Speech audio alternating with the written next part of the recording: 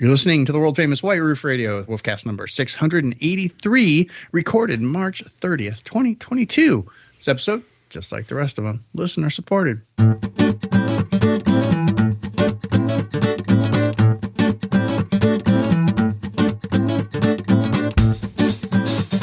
everybody, it's DB in Arizona, a brand new episode of the world famous White Roof Radio, Wolfcast number 683 for you guys, talking about Mini Cooper stuff for you, like we like to do. Almost a full show. We don't have Mr. Chad. He's just been, busy at work, which is great. We love him having that problem. But we do got a good pal, Mr. Todd Pearson from motoringstripes.com. Todd, say hi. I am here. I'm on the zeros and ones, and I'm tweaking levels right now. I don't even, what? Okay. Not sure what's happening. Motoringstripes.com. Yeah, I'm not sure either, Gabe. That voice, that's Mr. Gabe Bridger. He's joining us from motoringfile.com. Gabe, hi. Hi. Yeah, so this is a good time. This is going to be a fun episode because you guys nobody really talked about this last week. Kind of, sort of, if you were following the right people. But Mini USA turned 20. 20. Like Mini. Capital M, capital I, capital N, capital I, Mini turned to 20 last week. And it was amazing. But it was just kind of skipped. There were posts on Instagram, I think. Well, some intelligent human being on Motoring File wrote an entire article about it. There was an entire article that I don't even think I had to go back and fix any typos on at Motoring File with the classic Mini, the R50 chili red white top holies. Just that's the car you want. I mean, 20 years is a great opportunity for us to kind of to look back, and think about that time. What a crazy time! I mean, what an amazing thing that we saw. And as much as I think the current Mini community is alive and vibrant, larger than it was, more diversified in terms of products and people. Cool. Yeah, very cool. Gabe, is that a picture of your R50 on the Motoring File? Oh my God. And that's about as high res as you could get back when you bought that car for a picture too. Yeah. Are you talking about the one in front of the ocean or Lake Michigan? No, the one at the dealership next to the Pure Silver. No, that's not it. That's not funny yours? Story. No, funny story. Oh, though, no, the one because that's right. You had S lights on yours. I forgot. Yeah, that silver one right there was the first one I ever drove. Really? Yeah, and so I have a slew of photos because I went. I mean, and I talk about it in this article. I mean, I went the day Mini started. Mini USA opened on I think it was a Friday. Mm-hmm. I went. I've written about this on the site probably 15 years ago. Yeah. I went and Cooper S was not available. Was it available to drive? No, I think not 20. I think it wasn't. I think it was. Yeah, I don't think they had any in stock, or they were delayed. I'd have to go back and read what I wrote. I can't remember anymore. But basically, the gist of it was I had a chance to drive a manual Cooper, and it was like you guys probably experienced. It was just a revelation. It was amazing. Yes, it was. And I thought, man, I really want to get this car. This is really, it's sort of everything I've wanted. I mean, I'm a big fan of BMW, but I'm also a bit of an Anglophile. I love the Mini brands, which are cool. I love what it stands for. And I just thought, let's put my name down. We'll figure it out. I'm not sure what's going to happen. I needed to sell a car at the time. The very next day I got into a head-on car crash. And problem solved. One of the cars I had, it was the X's Volvo, actually. It was a beautiful navy blue Volvo 760, the biggest, boxiest Volvo ever made. Mm-hmm. Totaled it. The car was, destroyed. We were fine. It was a Volvo. Yeah. And yeah, exactly. Problem solved. Like, okay, well, I need a car. That's pretty easy to figure that out. That's the math. And I ended up with an Indy blue white top Cooper. It was sport package, premium pack, leatherette seats. I added the S lights, and I think that was about it. But it was a great car. Outside of the Remus exhaust. You put Remus exhaust on that car. You put the Remus exhaust on that car. Yeah, put the Remus exhaust on it. Sounded great. Yeah, I mean, it was a great car. I mean, the manual definitely felt fragile. There's no question. Yeah. There's a lot of things about that car that did not inspire long-term confidence in terms of build quality. Just to be very, blunt about it. But I loved it, and that started everything. And I think if I had, I mean, I've said this before. I mean, one of my greatest regrets is selling my 2005 with every conceivable option, right? Except for USW. I think that would have been the one. But for that 02, man, I love that car. When did you take delivery, Gabe, of your first Mini? I'm sorry. When did I take delivery? Yeah. It was April. It was 3 weeks after that. It was like April 15th or something of 2002. Yeah. You got yours way before me. I didn't get mine until December 31st of 2002. Was that for tax purposes? No, that's just I discovered late. I mean, I was late to the party. Oh, I was even later. My first Mini was I picked it up in June of 03. Yeah, I was late. Like, I didn't even find Mini till July, September. I took a road trip that summer in 02 to Salt Lake. I'm sorry, to Park City. And we talk about the stares you'd get, especially outside of urban environments. Right. I mean, people looked at me like I just landed a spaceship. Oh, I remember. I remember the days because I had the chili red with the white top, and I put the British flag on top, and it was the full Union Jack. And driving through Oklahoma, one of the first road trips we took in 2003 with it was we drove from Kansas City to San Antonio through Austin, and to see the people in Oklahoma and Texas react to it, it was like being a celebrity because everyone would come out and look at it and take pictures and talk to you about it, and it was just kind of an amazing thing. And that lasted for a couple of years until they started to become a little more ubiquitous. But you're right, Gabe. Driving out of like kind of a more urban area where people didn't know what it was and hadn't seen them and weren't seeing them at the time. But yeah, my first one I picked up, like I said, I think it was June of 03. So I was the last of us to get my first Mini, but we're all right in there. First generation. But I think in a way, I ordered my first car September 18th, 2002 was the order on my first Mini, the BRG S that I had for a month, because I didn't get my R50 till March of 2003. Yeah, we were pretty close together there, DB. Yeah. That we both got our cars there in spring of 03. That's kind of, I mean, to me, when I look at it, I mean, that's kind of the, we talk about now, like people buying these cars 2-3 years ago and becoming a part of the Mini community and not judging them. I think that's kind of how it was back then. I mean, there was so much, like, it didn't matter when you got your car. If you came in the door with enthusiasm, I think everybody was like super excited to meet you, Right. Yes, another crazy person. This is great. Well, and I'm starting to see that manifest on the roads anymore.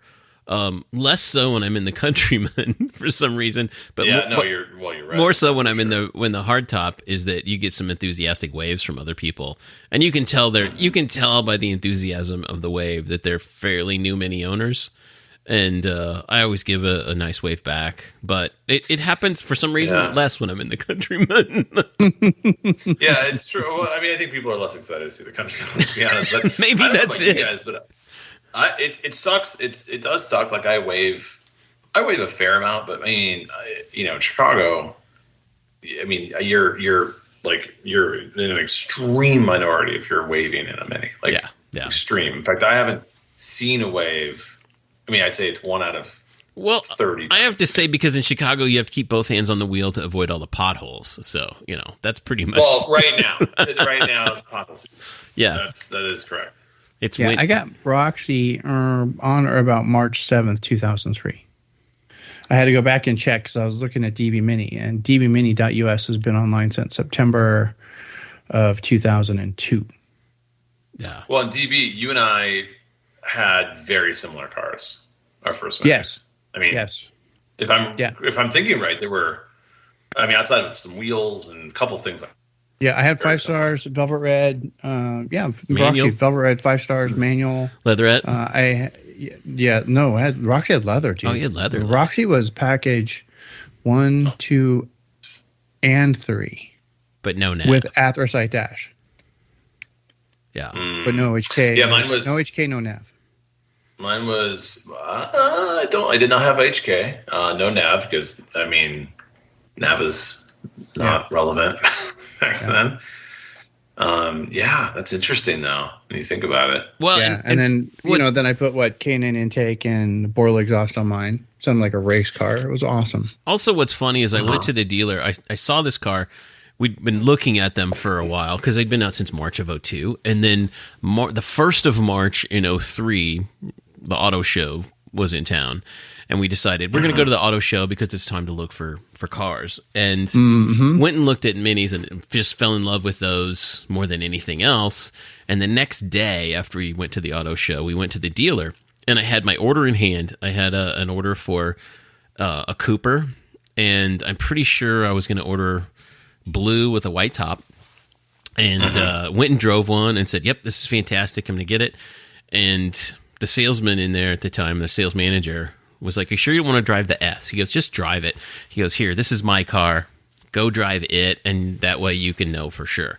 Because he's like, "Are you sure you want the Cooper instead of the Cooper S?" I'm like, "No, I don't know, but it's fine. It's a great car." I was just so happy. And I drove his car, and I didn't get out of the parking lot and realized I'm getting an S. I mean, that was the difference, and ended up changing my order to a Cooper S, chili red with the white top, with everything but the it's interesting winter pack. The Cooper, I mean, the Cooper S was I think the one obviously had a lot more power, and it was awesome. The thing about the Cooper S, though, the first one before the LCI, before the facelift in 2005, or the 2005 model year, it was geared so tall that it wasn't as quick as you would expect. I mean, what was 0 to 60 like? 7, if I recall, right? Yeah, I forgot exactly what it was. It was right there though. So it wasn't overly fast. I mean, granted, like the Cooper, I mean, I remember finding the absolute lowest 0 to 60 in a magazine. It was probably Road and Track, and they probably like dumped the clutch and did some other crazy shit to it to make it go like 8.1. I was still like, oh, it's 8 seconds. No, I mean, it was 8 seconds on like. Yeah, they were saying the 2003 Cooper S was doing 7.2, 0 to 60, and quarter mile was 15.4 at 91.7. Wow. The Cooper, I mean, so the Cooper was, you had to plan ahead. I mean, it's not like today, every car's got a turbo and there's low end torque. I mean, you really had to think about it. And that was the old, that was the Tritec. So, I mean, not to go like in the weeds here on all this stuff, because I mean, obviously it's a slippery slope, but the Tritec, I mean, it's a great engine in a lot of ways. Chad could talk about it forever. No engine at this price point is going to be like, some like amazing, could last 1 million miles sort of thing. But, iron block did its thing. It had issues, but they weren't ridiculous. And yeah, I mean, it was just a great car. The big issue I always had was the transmission on the Cooper. The Midlands 5-speed was just it did not feel like it was going to last very long. Yeah, but it lasted longer than you would expect. Because so I ended up putting 275,000 miles on that Midlands. Yeah, you know better than anybody. I put 250, 275 on that transmission, but then I popped in a Jet-Trag right after that, and it was just like, oh no, that's better, which is the transmission that should have came with to begin with. Did you? So you actually had a Jet-Trag put in an 02? 03. 03, sorry. Yeah. Yeah, I forgot about that. It's interesting. Yeah. Jerry found in a wrecking yard that was in really good shape. Dropped in a new clutch, put in the 6-speed, and I drove it like that for until I got rid of it. And that was with 305,000 miles. I want to say something for perspective here too, because now that we're looking back, I remember the advertising campaigns. Many of them were so fantastic at the time, but many of them were about fuel economy, and that small is the new big, and it was really cool to have a small car. But then looking back at the average gas prices in 2002, in March of 2002, the nationwide national gas price, just take a guess, you guys, without knowing. March of 2002? Yeah, March of 2002. Quick. 250? March, I'm going to say it was like 350. Dude, national average, $1.28. Oh. And it didn't go over $1.50, $1.55. It hit $1.70 in 2003 briefly, but at the end of so for the entire 2002 to 2003, we're paying $1.50 or less a gallon for because gasoline. you're right, because I remember I had to pay $1.80 and I was freaking out that I paid $1.80 for a gallon of gas because I was putting super in that damn Mini. Yeah, you did. I mean, not to start to talk about gas prices, but I mean it's crazy. I spent I spent $74 the other day on my Countryman. And I wasn't even near empty. Like it was, it is wild. But I think, at the same time, it's interesting when you consider like there was no premium small cars. There was nothing else out there. No. Like Mini. The Mini was a revelation for Americans because we did not have hot hatches, really. We did not have well put together small cars. All our small cars were shit. I mean, they were basically designed to hit a price point to sell to people who like just simply couldn't afford anything else but wanted a new car. Yeah. And so to have this come in the marketplace with also, the provenance of the Mini brand and everything that went along with it and the BMW, quote unquote, BMW engineering, the whole thing, it was like, wait, what? Like, it's a BMW? It's a Mini? Wait, what? Yeah, and remember, this car came from the factory. Like, you couldn't get it without a CD player or power windows. You get a tape deck, or air conditioning. You could briefly get a tape deck. You could briefly get a tape deck. But, I mean, there was an R53 in my neighborhood that has had Steelies on it with the Mini hubcaps. Whoa. Mini hubcaps and a tape deck. Whoa. The lady just sold it and got a Countryman, and I was so upset I didn't put a card on the window or something. I mean, I was like a total blast from the past. Electric. Yeah, but in 2003, this was unheard of. Our cars came with cruise control. What? Yeah. Well, and this you was can built in and no charge options. A small car, a small car, sporty car with heated seats. I mean, it sounds inconceivable now to go, well, everybody's got heated seats. What are you talking about? Everybody's got navigation now. What are you talking about? No, Mini was kind of breaking those boundaries of small car premium. And I think they kind of led the way, much like you think back to the history of it in 1959 when Mini came out. It was the first car with a transversely mounted engine, which means it went 90 degrees to the drivetrain, if you will, from what engines had done up to that point. And since then, most cars have done that, have gone to a transversely mounted engine in it, especially small cars. It was just kind of a revolution. And so Mini has a lot of heritage and even going back to 1959 when it started, and even we're looking now back to 20 years ago, 2002, when they hit the U.S. The amount that at the time seemed revolutionary, and now that just seems, well, every car has kind of caught up to that. And now this is the first year with, I don't know if we've talked about this on the show yet or not, maybe we have, that every new Mini in 23 comes with CarPlay. So if you have an iPhone, you've got navigation. It's already, you've got it. And you've got touch. Oh Lord! I know you've got touchscreen. You got navigation. It's like, all right, it's finally time. Well, I wouldn't. Yeah. Sorry, I was gonna say it is funny though how quickly we forget how bad it was because I forgot my phone today for a minute and I was in my car and I had my phone, so I had to use the nav. It's really good. Yeah, it's not bad. Navigation, the Mini, the you voice forget, command. Yeah. You guys forget the first time that we met in person, we were all three of us using Motorola Razors. Flip phones. We have flip phones. It's really true. It's really good. Even with them and you think about where it came from. I mean, leaps and bounds. Yeah, it's crazy. Anyway, back to the good old days. Birthday, Mini USA. Yeah, and it was 5 years after. Well, not quite 5 years. Only about 3 years after. Mini started that we started the show. Yeah. Yeah. 2002 was the start of DB Mini and Motoring File. Motoring File started off of Bridger.us. Is that still alive? Or did you finally kill it? I own it. I think it unfortunately the server burned in a fire. Oh, that server needed to burn in a fire. Bridger.us. I have that website saved on my computer somewhere, but that's where it used to be. Bridger.us /Mini. Yeah, bridger.us/mini. This is how long that's been my bookmark. Is it still that? No, the title of it is. It still says really? Bridger. Yeah, I swear. Oh, really? To you, That's funny. I'll send you the screen cap. It doesn't go to that because it doesn't redirect now, but it's still in my bookmarks as bridger.us/mini, and it still has the Chevron logo. Wow, nice. It kept that. Does it really? Yeah, because back in the day you went to Gabe's site. Back in the day you went over to DB Mini. You checked Ian. You checked Todd. Yeah, I had the Confessions of a Dangerous Mini Owner. Yeah, who was that? That was me. That was my blog. That was that was you. And then there was what's his name? The English guy, Mermini. Ian. Oh yeah, and Mermini from Savannah. Yeah. Murray. Yeah. Yeah. That's who you. Those were the blogs, and it's just like people were linking up our shit over at Mini Cooper Online and Mini 2 like all day long. That's how it started. That's so funny. Good times. That is wild. A long time ago. Yep. That's wild. I think it's interesting though, because I think the 20 years is pretty wild.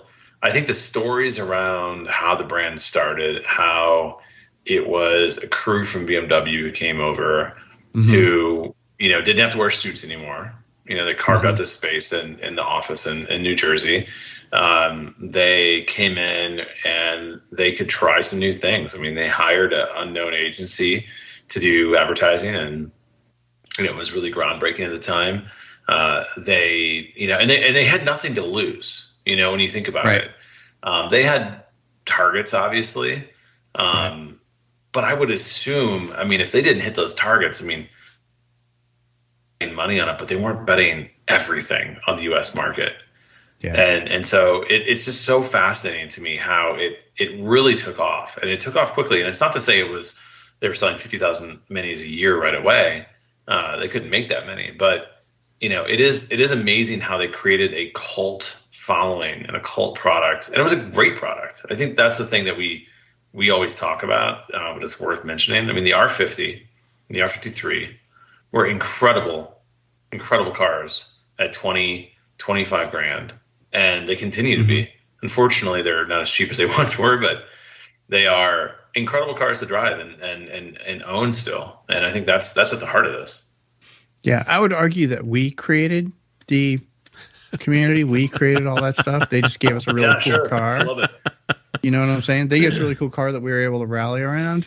And it's like, this car's pretty rad. We should do cool, fun things with this. Like, I don't know, let's start clubs and really cool websites and podcasts. You're totally right. I think Motor and File was a big part of that. It still is. I think Why We're Radio was a big part of that. Was a big part of it. I think that we three, amongst other people, have helped to further the brand. And I think, and I'll say this: Mini USA has been very supportive of Motor and File, and me. I can speak for myself since, '04, real early on. Yep. Andrew Cutler, who is head of communications at Mini, left, did some, held some positions at BMW, came back, and is there currently. He has been, and amongst many people, but he has been, really, truly fantastic in that he's not just a PR guy for an auto company. He loves this brand, and he really wants to make sure that the fans get what they need. I think you look at Pat McKenna, obviously Trudy back in the day was amazing. Vinny, Rich Steinberg. Vinny was amazing. We're missing a million people here. Right. Obviously, there's also Jim McDowell. Of course. Yeah, of course. But there's been such great people at the helm of the brand, and I think that's a key part of it. And there's been some folks that have come in and I don't think quite understood what it meant in the U.S. or maybe the U.S. market, who were brought in by BMW, and there's been some people who've left who I think were still solid, were great actually, but just didn't stick around too long. I think the current crop of leadership at Mini USA is fantastic, and it reminds me a lot of those early days. I would agree. Definitely does. But I think that's another part of it. And I think when you consider all the kind of the pieces that had to come together to create such a once in a lifetime, really, launch of a brand and a car and ultimately a community, that you don't see that very often. Well, and the other thing, like fast forward to 2007, when we were all invited to go over to Amsterdam and in the Netherlands for Mini United. To see kind of the global response to this, because we all knew what it was like here in the U.S. Yeah, and then Mini gets a hold of us, and I still remember we were at Ambiv in Vegas, and we get a call out of the blue from Trudy Hardy at Mini USA, or she'd planned on it, and she's like, "I want to call you guys," and I'm like, "Well, we're all Ambiv. This is perfect." So we all huddle in a room around a speakerphone, and they invited us to Mini United, which was taking place in Zandvoort in the Netherlands at the time. And it was just a different experience back then. This is 07, right? Yep, 07. Yeah. Because I remember we'd all just gotten iPhones like a month before this happened. It was a very, very early days. The iPhone just came out. And in fact, I think we had them on order. I don't think we even had iPhones. No, we didn't have iPhones. We were still rocking flip phones, or I had a BlackBerry. I don't even remember. We had to carry cameras. We carried we had bags and bags and bags of stuff. We got to go to the factory in England on the way in Oxford, DB and I, and we were, as far as I know, and I'm pretty sure this is true, we were the first people ever allowed to take pictures inside the factory at Oxford. We were the first outlet allowed to photograph inside the factory and then share them publicly. Yeah, because when they used to, and I knew people who'd gone to, and Gabe, you went to the factory tour before that, and they made you leave your phone in like a locker. You couldn't take cell phones in, you couldn't take cameras, no recording devices whatsoever. And we get there, and we were expecting this. And our tour guide at the time, gosh, I can't remember his name. I can't remember his name either, but he's like, no, they said you guys can take. We're like, are you sure? He's like, yeah, you're welcome to take pictures of whatever you want. We've been given the full clearance for you guys, whatever you want to do. That's what he said. So cool. And we drove a Mini Cooper diesel. You're like, hold my microphone. Exactly.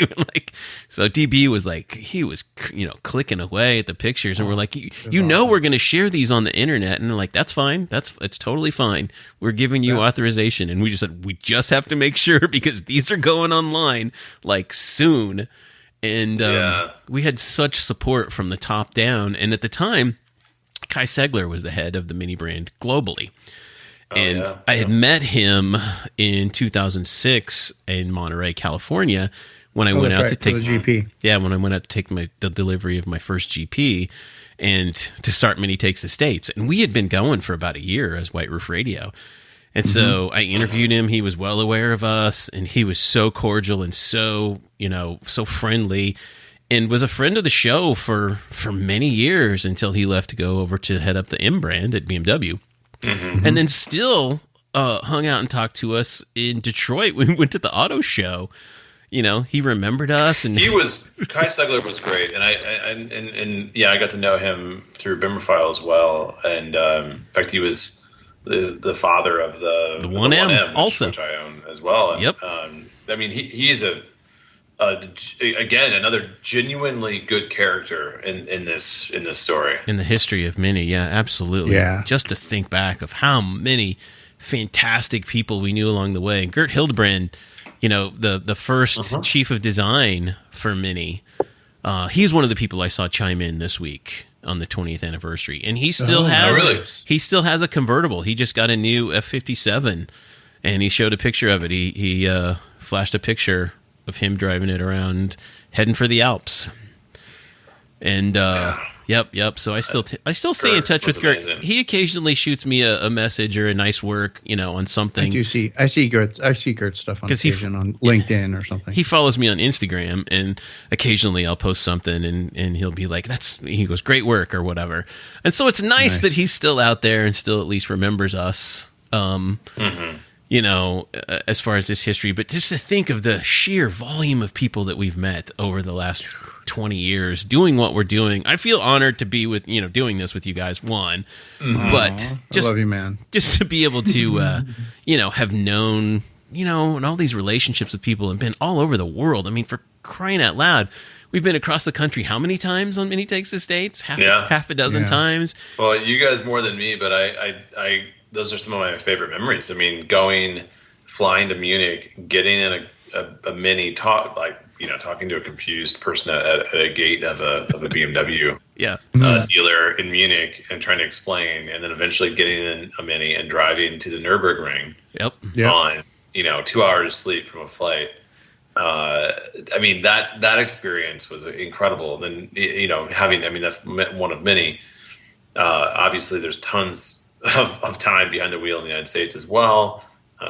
We've been very lucky, but I think the thing that I think is really great is it's listeners, and it's readers that are seeing the stuff that we're doing it for them, and being able to express all of these experiences to them. And I think it comes back to the generosity of many for letting us have the opportunity. But I'll go back to the original part. It all comes back to the car. It all comes back to the product.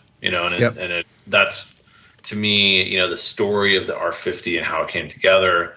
The story of the U.S. launch, which I think a lot of people inside BMW did not believe was going to be successful. I think there was a lot of people who didn't want to do it as well, from what I've heard. Not the people at Mini, of course, but some people who just didn't think it was worth the time. And it worked. It did. I think it continues to work. I'm optimistic about the future of Mini because it sure seems like they're selling everything they can make now. Yeah, I mean, we've gone from which is really nice. Yeah, from a kind of a dry spell from 15 to 20, 21, but now things have kind of they've weathered the storm, and they're really looking up, and I'm optimistic about the near future anyway for Mini, and hopefully they don't screw anything up with the transition to electrification. I mean, I hope I don't mean Mini, but I hope it doesn't screw up the enthusiasm for the car, kind of the shift towards electrification. And I don't think it's going to. I think people are still as enamored with the brand. And I hear people come into the dealer now and they're like, okay, I'm thinking about an electric or this, a Countryman, or an electric or a four-door, or whatever they're tossing up. Right. But people are really seriously considering the Mini Electric now, in its form now. Wait till they see what's coming in a year and a half. Yeah. I know we should probably. And the Mini Electric's huge right now. If you guys go back listen to 682 again, you heard me talk to Niall over in the UK, and he just loves having only electric cars in his garage. And it's just so strange that that's where we're at 20 years after Mini USA launched, right? Yeah. But it makes sense. I mean, my personal take is there's no car with an automatic that I want to buy that's not electric in the future. I mean, that's when I think about the things I really want to buy, not the things I need. I don't really want to buy a DCT this or DCT that. I want to spend my time and money on a manual or an electric, because the second you drive that electric Mini, you start to realize, for the majority of people out there, that is such a perfect car. Now, if you double the range, it becomes much more perfect for more people. Yeah, I think that's what we're looking at. Yeah. Yes, it does. Well, fingers crossed that really, that they really do get to that 200, 250 mile range. And Gabe, do you think the electric cars that are coming on our horizon are going to be in different forms? Like you can get the SE for one range, and then maybe a JCW that gets more range. Do you think that's where we're going to end up? I think what I have heard is that we're going to see a Cooper and Cooper S, and it is going to be about range and power. That's going to be part of it. But there's going to be 2 battery packs and some different engines, different power plants, whatever you want to call it, power units. Right. And then there will be a JCW with even more power. I suspect, it's going to be similar. We used to pay for power and options. I think it's a little bit more about paying for power and range in the future. For a brand like Mini. And so yourself, well, can I do an EPA 185 miles in a Cooper, or do I want to step up to the Cooper S for an extra 225 miles or something like that? I'm just making those numbers up. Right. That'll be the deciding factor in a lot of ways. And part of it too, like when you think about the current Cooper, what does it have, like 180 horsepower? It's not like it's blindingly quick on paper, but the way it feels. The Cooper or the Cooper S? The Cooper. Cooper SE, the electric. It feels faster than anything else. It feels faster than the numbers say that whatever it has. And I think a lot of people are going to drive the Cooper, the electric Cooper, when it comes out in a couple of years and test drive it. And they're going to be like, oh man, I don't know if I need much more than this. But they're going to be swayed by the fact that they could get, again, I'm making these numbers up, but like, let's say 80 miles more range in the Cooper S, then, that will be a big Oh, I see what you're saying. Yeah. But it's going to, it goes back to like the changing dynamics of the brand and the product. And, people are going to, of course, be like, oh, the brand's dead. And, this sucks. And people have been saying the brand's dead since they changed the calibration on the shocks in 2003. Yeah. Like it's just, it is that you either like it or you don't. You don't, that's fine. You hold on to your old car. Nobody's going to take it away from you. And, just enjoy it. Unfortunately or fortunately, depending on how you look at it, the automobile industry is moving electric. It won't happen in the U.S. wholly, and it won't happen for another 10 years. So you got 10 years, but it is happening. Ruining the brand. Dude, I'm going to be retired by then. You have to forgive me for not paying too much attention. I got stuck going through my Flickr stream, and that was really just a mistake. I shouldn't have done that. Oh, don't do it. I got stuck and burned an entire night recently looking at old big. Well, I actually found a hard drive and uncovered a lot of those photos I sent a couple weeks back from the time period we're talking about. I'm just going through Flickr, and I posted in a Slack channel. I'll figure out a way to get these to you guys. A picture, speaking of Dr. Kai, of us actually interviewing Dr. Kai at the first Mini United, and just like random pictures. A picture when we met Rano at Miami. Is that where we met him? That was Mini Takes the States 2008. Yeah, we met Rano in Miami 2008, and a picture of me dressed like the Stig, and I remember I was sweating like a stuck pig. And just to think about all the... Oh, gosh. And even Rano Altonen, another fantastically... Rano Altonen. Friend of the show, right? Fantastic. Wonderful. And Mini Takes... Well, and also... I still love that. Yeah. Mini Takes the States 2008. We drove from Miami to Boston, and we were in Boston on Father's Day, right? Yeah. And it was Father's Day Sunday, and I remember being in the minibus, and then I remember my dad listened to the show and had heard our interview with Rano Altonen, which was great, and he loved it and thought Rano was so cool. And so I was in the bus with Rano. I said, "Can you do me a favor?" I said, "It's Father's Day, and I'm here instead of home, celebrating with my dad. If I call him, can you wish him Happy Father's Day?" And he goes, "Absolutely, absolutely." So I call my dad, and I'm like, "Hey, Dad, Happy Father's Day, blah, blah. Somebody wants to say something to you, right?" I hand the phone to Rano, and he talks to my dad for like 20 minutes at that point. Just the most amazing. Just the most, fantastic individual. And it was so funny because I think my dad was the one doing most of the talking, because I heard Ron going, yes. That's awesome. But Ron Altonen is a spot. Yeah. We met him, and then we saw him at Mini United when it was in England. Yeah. And remember, it was him and Patty sitting there. They were doing autographs or something. Mm-hmm. And Todd and I walked into the tent. I don't know if you were with us or not, but Todd and I walked into the tent. And he actually looked around and said, "Excuse me for just a minute, please." He stops the autograph line. He stopped autographs, stood up, and he went, "Guys!" He ran over the tent to say hello to us. It was so awesome. And Patty Hopkirk is another too. Obviously he's a national treasure. Yeah. In a lot of ways. John Cooper, and even Mike Cooper, the first Irish. Yeah. Rally winners, but let's talk about the time, guys, that we picked up Mike Cooper in the rain, and he was telling us Jack Brabham stories like a madman. So let's start from the beginning. We're on our way from brutally hungover. Yeah, we're on our way from the hotel. So we're staying at a hotel in Amsterdam, and we're driving to Zandvoort. And we have a Mini that they provided for us, and it's a new R56, and I'm driving, and we get to the entrance to the Zandvoort Speedway, which is a former Formula One, site. And it's a huge facility because it's an old F1 site. It's massive. Big. So we get to the fairground size. We get to the entrance, and it's just raining cats and dogs, right? And we pull in, and we show our tickets, and we get in, and we're like, is that Mike Cooper?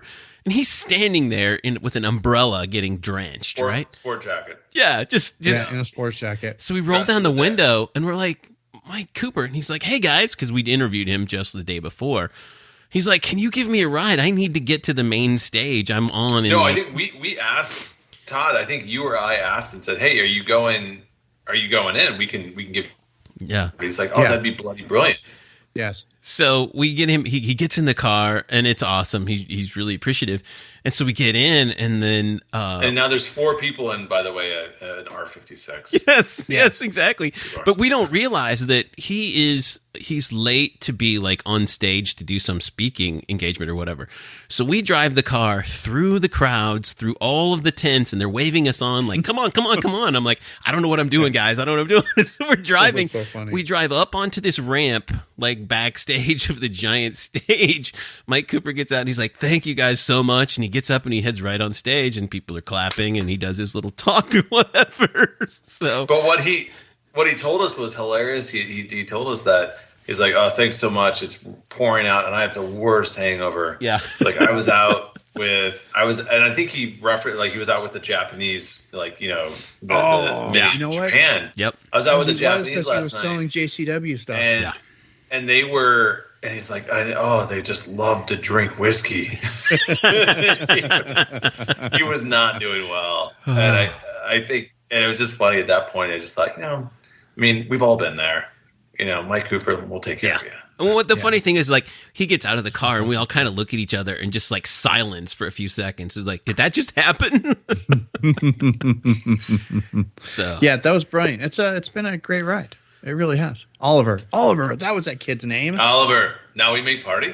Yeah. Now we make party. Oh, that's a phrase that we used continuously because Oliver, who was assigned to be our handler, he was our handler. He was German, and he was an intern at BMW. We only get our handlers aren't that great; they're just interns. And until we got Oliver, and this guy kept us in line. If we even thought for a second we were going to, he went, where are you going? No, you guys need to be over here now. Oh my God. Would be walking. So he was, the great thing about it is we basically were like, no, we're going to party. Like, this is Mini United. This is a big deal. We're going to party. And he basically, this phrase that kept on coming up is like, okay, you go here. I'll follow you, and then you do this, and then we make party. Then we make party. We yes. make big party. And then it was funny because somebody's walking down. It was either DB or Gabe, and he's like, "Oh my God, there's like so many attractive women here." And Oliver's like, "Would you like me to get you a few?" Yes. That's what he says. He's just deadpanning, being funny, but that's the kind of guy he was. And when we ended up in the tent after hours with Gert Hildebrand and half the design team, and we kind of pulled the curtains down to the tent, and then Gert's like, we don't need to go to, he goes, the bar, it's like 2 tents away. He sends somebody, he gets out some cash, and he sends Oliver or somebody to go get beer so we don't have to leave our tent. Yes. Yeah. Oh, yeah. They brought back the lukewarm Heinekens, if I remember right. Yes. Yep. That was right after this picture was taken, if I'm not mistaken, because I'm still on Flickr. Please tell me it's not a picture of me getting out of the car and puking at the side of the road. No, we don't have pictures of that. Oh, well, that's another story. Everybody vomited. I didn't know we were going to go there. Everybody vomited on that trip. We made a lot of party. I did not vomit. I was not. By the way, I was not driving. DB was driving and scared shitless. I was the designated driver, and it was pouring rain too, and I had pulled over so Todd could barf out the side of the car. I was in the back seat too. Never have you seen a guy my size get out of the back seat of an R56 so fast, so quickly. Gabe gets out, and I shoot out, and it's like, yep, that was all over. Yeah, that was it. Good times. It was a good trip. It's been a good run. I mean, we've had a good time. So happy birthday, Minnie. We were young. I wasn't that young. We weren't that young, dude. I mean, come on. Honestly, it was 2007. Gabe was young, and Gabe's hair was still blonde. No, it's blonde now. It was red then. Oh yeah, it was still red. Sorry. Yeah, it was a good time. We've done some really cool shit, and Minnie has done some really cool shit. So, and all of you guys out there listening and doing everything else, you guys know who you are. You've all done some really cool shit. Chad, Way, the boys over at Craven Speed, Aaron out motoring, anybody in the UK that's doing whatever it is they're doing over there. I mean, there's been a lot of stuff just around this stupid little car. Well, amazing. The funny thing is that we were the only guys on the block at the time doing this. We were very early onto the podcast platform and started this in 2005. And we were kind of like the only game in town for so long.